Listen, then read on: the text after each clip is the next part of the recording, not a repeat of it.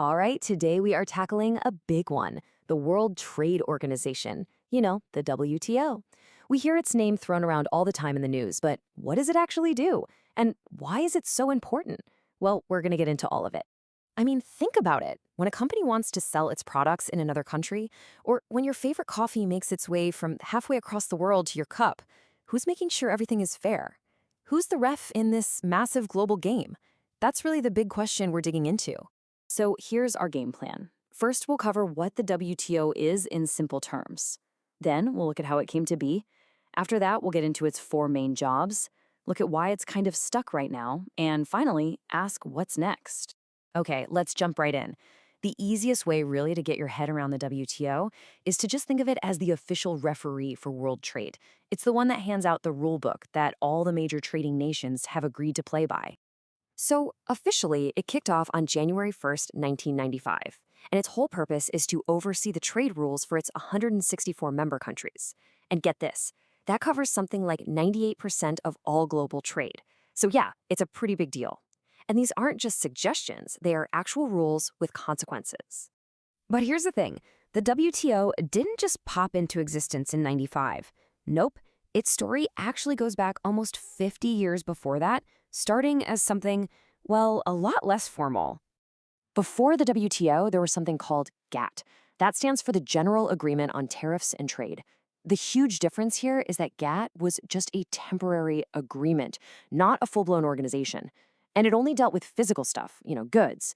The WTO is a permanent organization, and its job is way bigger. It covers goods, plus services, and even intellectual property. And you can see that long journey right here.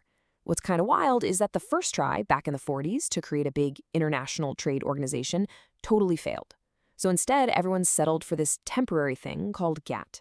But over the decades, it actually worked pretty well, lowering trade barriers bit by bit. And that success is what eventually led to the more powerful WTO being created in 1995. Okay, so we've got the what and the why, but what does the WTO actually do day to day? Well, you can pretty much boil it all down to four main jobs. But wait, before we get to those four jobs, you need to know about the one big idea that underpins everything they do. And that idea is non-discrimination. Basically, the whole system is built on the belief that global trade works best when countries don't play favorites, when they treat every trading partner the same. Okay, with that in mind, let's hit those four functions. So here we go. First, it's a place to talk, a forum for countries to negotiate trade deals. Second, it sets the limits, telling countries what they can and can't do. Third, it has built-in exceptions, kind of like safety valves for when a rule is causing real harm. And fourth, and this is the one you probably hear about the most, it settles disputes. It's the judge. Let's just zoom in on that second job for a second, constraining policy. This is where it gets serious. Countries agree to tariff bindings, which is basically a promise not to raise taxes on imports past a certain point. They also have to tackle other things that block trade. We're talking about complicated regulations or quotas. And this is key, they have to tell the WTO about any new policies, which keeps everything out in the open. Which brings us to probably the most powerful part of the WTO. Because let's be honest, a rulebook is pretty useless if the referee can't actually blow the whistle and make a call. So here's the process. First, countries have to try and work it out themselves. If they can't, an independent panel of experts steps in and makes a ruling. That ruling can then be appealed to the WTO's top court, the appellate body. And if a country loses its case, it has to change its ways or face real trade penalties, like sanctions. It's basically the Supreme Court of global trade. Now, that all sounds pretty good on paper, right? But lately, the WTO has really hit a wall. The gears of progress have ground to a halt because some of the most powerful members just can't agree on the path forward. This gridlock was on full display back in 1999 in Seattle, where the members couldn't even agree on what to talk about. And the huge round of talks that started way back in 2001, called the Doha Round, is still stalled. I mean, that's over 2 decades ago.